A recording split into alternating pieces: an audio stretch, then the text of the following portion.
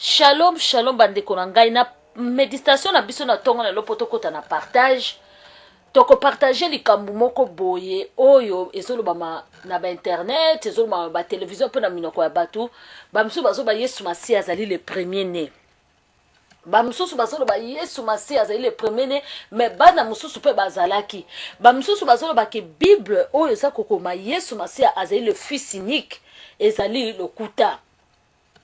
Amonaki ba frère mususu abaza koloba na ba internet ke version oyo ya fils unique eza yango te nzambe azaki na bana mususu boye na boye. Mais biso tokoloba liloba oyo komami na Bible lobi boye tolongola te tobakisa te ata iota moko elongwa te. Bon mutu na mutu akomi na ba recherche na ye. Mais ngai po na ngai ba recherche ezali important, mais plus important ezali kobanga nzambe pe kotosa mibeko na ya nzambe muki o tozala ngo na kati ya Bible nanu soki totangi yango ozotosa nanu yango te, mais ba recherche oza kosala est-ce que oza kotosa pe maloba wana parce que ba version na version eza na ndenge nango bakoki kobenga neti balobi ke Yesu Masi akombo na ye yango wana te. Yoshua Mashia ezali kombo ya Yesu Masi, mais ezali kombo oyo babandaki kobenga ye na munoko wana ya ba juif. Na munoko na bango kombo na bango kombo nango ezalaki Yoshua Amashia. Na lingala toza na Yesu Masi. Na français baza na Jésus Christ. Yango ndio babenga ba traduction. Bazo traduire mutu na mutasa ko traduire na munoko na ye. Bobo sate wa nekolanga Bible za ko ba tour ya Babel. Tangu tozalaki na tour ya Babel. Ezalaki satate mutakabola ki minoko. Ezali nzambe ye moko akitaki. Asali confusion ya ba langue. Yango mona kalelo yo zo balingala ngana yo. Mutu mususu azolo ba Swahili, mutu mususu azolo ba français, mutu mususu azolo ba anglais. Yango no moni kombo ya Yoshua Mashia. Ezali kaka kombo ya Yesu Masi, ezali kombo ya Jésus Christ na ba français bazo benga. Biso na lingala tozo benga Yesu Kristo, Yesu Masi. Mutu na mutu azali ko benga selon monoko na ye. Eza lokola ba Swahili babengaka Mungu, biso tobengaka Nzambe na lingala. Baluba pe babengaka monoko na bango. Ba français babengaka Dieu. Na anglais babengaka God. Na portugais pe babengaka Deus. Mutu na mutu azali na oyo azali kobenga selon munoko na ye. Wana na lobi pena totika ba confusion. Wana ezali mingi mopepe moko ye pona ko troubler bana na nzambe. Mopepe ba chercheur oyo. Na so luka balobi mon peuple périt manque de connaissance. Mutu il faut azala na connaissance, mais connaissance nini? Connaissance ya nzambe babi à César à ce qui est à César, à Dieu à ce qui est à Dieu. Connaissance ya parole de Dieu ezalite connaissance ya makamususo tokomi komona ba politique komi kokota na kati. Ba politicien babaki na Yesu Masi afuta mpaku po ezali loi o epesa maki na mboka. Loi epesa makepa na epesa kepa ba konza mboka ba politicien. Mais Yesu afuta ki mpaku lobi César ya César. Ya nzambe za ya nzambe. Bande kolanga to mélanger te. Nzamba bito ko mélanger te o ezali ville na o ezali ya profane to tia ngo place. Ba lobi to séparer nyo o eza ville na profane to tia ngo place ya nzambe te. Nzamba lobaki da bako Yesu wasela kise bango lobi libende o elongi nango eza ya nani? Ya César. Nani apesa ki mibeko bafuta kampako ezali César. Ezali nzambe te. Alobi alors bozwa libende o bozongisela César. Mais oyo ya nzambe bozongisela yango nzambe. Ba chercheur to boite. Connaissance na biso tokozwango kaka na Bible oyo kaka ekomami. Ata so tomoni bayekoli na Yesu Masi na tango ya kala ezalaki Yesu abandaki koloba na parabole, mais soki akomi pembe na bayekoli na ye abandaki kofungola bango connaissance, abandaki kofungola bango parabole oyo alobaki na bato na mokili ayaki kofungola banini, mais parabole wana abandaki koexplike bango net exemple tozwa oyo ya semence. Mutu moka bandaki kolona mbuma na ye mbuma musu ekoyi na mabanga ya makasi mbuma mususu aya kofunga bongo mezalaki bibliquement.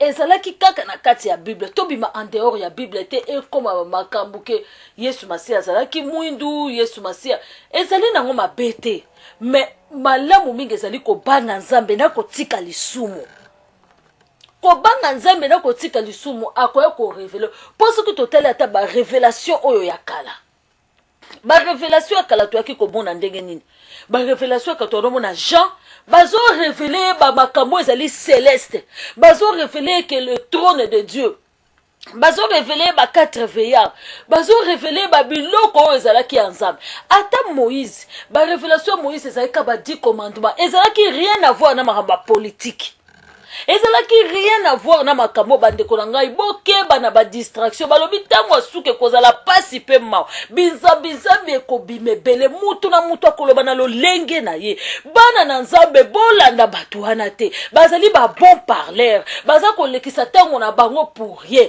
balingi ko mélanger Yesu Masiya na politique Yesu Masiya ayebisaki Ponce Pilate ke royaume na ngai ezali ya mokili oyo te yango moni Jean ozaki apôtre par la révélation du Saint-Esprit ayaki komona bokonzi na Yesu Masiya avandaki sur na trône na ye yango alobaki na moni l'agneau sur le trône. Abina Léli, qui est digne d'ouvrir le livre de vie et de rompre le sceau. Abi kolelate agneau de Dieu alongi. Amona ki mokilote, amona ki monde mususu. Bokonzi na Nzambe, amona ki yango. Amona ki yango bandeko na ngai. Ba révélation yango wana na ba recherche. Ozomona ba recherche nso tozo sala ebimisa so libanda ya Bible teme. Evansa bisoka na kati ya Bible. Awa tozolo balikamba fisiniki. Au commencement awa soto ke na Genèse bandeko na ngai tozana ba commencement mibale na Bible na kati ya Genèse chapitre 1 verset 1 Bible za ko biso au commencement Dieu créa le ciel et la terre était sans forme et vide et obscure couvrait l'océan primitif le souffle de Dieu s'est déplacé à la surface de l'eau alors Dieu dit que la lumière paraisse et la lumière parut. Dieu constata que la lumière était une chose et une bonne chose. Il sépara la lumière de l'obscurité. Awa tozomona le commencement ya liboso na Genèse 1 chapitre Genèse chapitre 1 verset 1. Bazolo bake au commencement oyo balobi que Nzambe a séparaki a salaki likolo na se. Wana commencement nini ezali commencement ya biloko nyonso ya mokili tango babandi kosala mabele commencement ya ato okaki mutu te babika au commencement Dieu créa le ciel et la terre wana ezali au commencement ya mokili ebandela ya mokili na Genèse bazobetela biso histoire ndenge Nzambe asalaki mokili babeti histoire mususu te mais côté mususu na Bible tozomona Yesu azoyebake ngai nazali alpha et l'oméga. Alpha et Omega nini le commencement et la fin. Abinaza ebandeli pe suka boyo ke bandeli mususu. Ebandeli Yesu Masiya toza kotala ngo siko. Na Jean chapitre 1 verset 1. Balobi au commencement de toutes choses la parole existait déjà. Donc Yesu Masiya c'est la parole de Dieu. Mais au commencement de toutes choses au Jean lobinini. Au commencement choses zanini ba o nesozomona mabele. Banzete, banini, au commencement de toutes choses, la parole existait. La parole, wananini yenda zalaki Yesu Masiya. La parole est l'attaque nzoto kitaki. Lilobo est l'attaque nzoto kitaki ba pesi yango kombo Yoshua Hamashia. Jésus-Christ est Yesu Masiya. Balobi, au commencement, awa 1 Jean chapitre 1, au commencement de toutes choses, la parole existait. Liloba ezalaki. Donc, Yesu, Nzambe awa no commencement ya Genèse, avant à créer mokili, a créé kiliboso liloba. O ezali fils unique na ye. A créé kiliboso kaka liloba. Nde na nzela ya liloba, nde to komi akomi ko créer mabele. Liloba wana yoka sikoto kusonga na Genèse chapitre 1 verset 1. Balobi, au commencement Dieu créa le ciel et la terre. La terre était sans forme et vide et l'obscurité couvrait l'océan primitif. Le souffle de Dieu s'est déplacé à la surface de l'eau. Molimo mo santo ezalaki. Le souffle de Dieu pe mayanzambe. Alors Dieu dit, Dieu dit, nzambe alobaki na nini? Na kanali ya liloba. Dieu a parlé. Yango liloba yango te otikoka ke liloba existait déjà. Tant nzambe a créé la terre, na ciel, liloba loba makina noté. Nzambe yeko utiliser liloba na ye. Alobi boye balobi awana 1 Genèse chapitre 1 soto kitana alobi la terre était sans forme et vide et l'obscurité couvrait l'océan primitif. Le souffle de Dieu se déplaça à la surface de l'eau. Alors Dieu dit muto alobaka na nini na liloba te. Balobi alors nzamba bimisi liloba na ye. Nzamba yeko bimisi liloba no esa Yesu Masia le créateur. Dieu a créé tout par sa parole.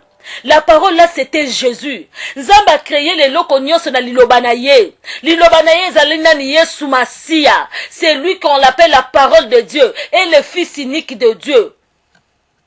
Dieu a créé sa parole unique et sa parole a créé. Yango balobi ke na un toko kende, la parole existait déjà. Celui qui est la parole était avec Dieu. Muto azaki liloba zalaki na nzambe. Il était Dieu, Dieu le créateur, pas Dieu le Père. Il a été donc avec Dieu au commencement. Dieu a fait toutes choses par lui. Ngaite bandeko. Botanga ka Bible malam o tozo ce qu'on a Jean chapitre 1 verset 1 tozo kita. Balobi awangaite balobi na 2 balobi il était donc avec Dieu au commencement. Dieu a fait toutes choses par lui. Rien n'a été fait sans lui. Ce qu'il a été fait avec la vie en lui, avec l'envie en lui. Miloko nyoso o ekreamaki ezalaki na bomo ipona ye liloba. Cette vie était la lumière des hommes. La lumière brille dans l'obscurité, mais l'obscurité ne l'a point reçue. Soki tokiti na se toko mona na enja bandeko nanga botanga. Nzamba créaki kaka fils unique na Yesu Masia. A créé la parole et sili. Na kati na liloba ce que bandiko créer et créer boye et puis papa faisons l'homme à notre image, à notre ressemblance. Papa to sala mutu na lolenge na biso. Yango moni yo mutu ozaka na liloba parole. T'as une parole. Yango mutu balobi yango Yesu Masia tangwa ye. Alobi na bino, l'homme ne vivra pas de pain seulement, mais de toute parole qui sort dans la bouche de Dieu. Bande konanga bozo rango slogan te, récitation te. Moto ko iko vivre na lipa te, matériel. Oh le lezo bomba ba pasteur. Nde konanga o créama na liloba. Soto lingo benga mwana nzambe o nzamba créer za liloba. Nde konanga il faut olia liloba yango Yesu Masia ko bisabiso. O ya kolia nzoto nanga te akomela makila nanga te akozwa lobiko te. Nzoto ezani ni lia liloba ya nzambe. Yesu Masia akitaki po lesa biso liloba na nzambe tolongwa na péché. Tolongwa na masumu, na ekobo, na kofinga, na koyina, na kotonga, na kochola, na koboma, na kolula, na matériel.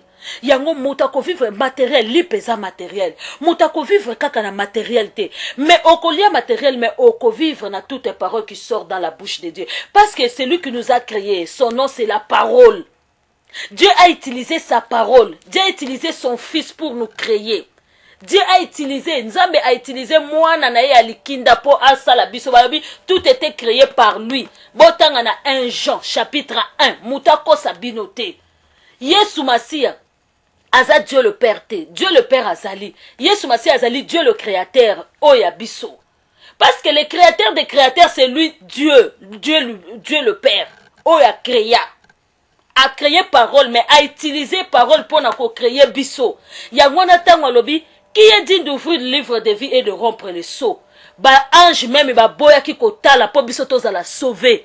Mais muto a créé ki biso lobi Père, il s'agit de moi, envoie-moi. Po ya yebi origine na biso. Yesu Masia azala ki témoin tango ba wane ko créer biso. Ye muto yebisa ki nzambe to sala mutu ne lilingi na biso. C'est la parole qui est sortie. Lilobande bimaki. Père, créons l'homme à notre image, à notre ressemblance. Papa, tout ça mutu ne lilingi na biso. Po bazaki mi bale to bazo ba faisons l'homme. C'est en pluriel bazaki mi bale. Yesu alobi to sala mutu ne lilingi na biso. Asengi permission pa tata na ye. ba créer yo na ngai ndeko yango tangu Yesu Masiya ye alobi royaume de Dieu ezali parole na action. Royaume de Dieu ezali la parole yango moi ki Yesu abane côté à sans fin. Pour na yese babi connaissance, vous connaîtrez la vérité vous affranchira. Vérité na yo moto ndeko nanga ma sœur mon frère o uti na kati ya liloba. Alors yango mutu azali libanda ya liloba azana kufa. Il faut que luka koyeba liloba o ezali la parole de Dieu. Oyo kotanga penza Bible ko méditer nuit et jour ndenge tozo sala partage oyo. Yango nzamba eseki Josué, c'est Josué, la parole de Dieu est longo na monoko na ote. Il faut méditer yango nuit et jour pose wa succès na vie na onde konanga. Yo sala soki 10 ans otanga ka Bible te. Bible na yo koma na se ambetu ndeko na ngai. O sala mi na liloba. O kobika kaka na matériel te na bijoux te na voiture te na ndaku te. Pasteur zongela liloba. Évangéliste zongela liloba. Chantre zonga na kati na liloba na nzambe. Obimi na kati na liloba na nzambe yango lelo zoko mona ba malheur oyo. Okomi koluka banganga. Okomi koluka ba prophète. Liloba na nzambe. Zonga na méditation. Nako tosa liloba na nzambe. Oyo nzambe. Même Moïse va penser que la parole, 10 commandements. Liloba ya nzambe. Tosa yango nzamba ko pambola yo. Shalom, shalom.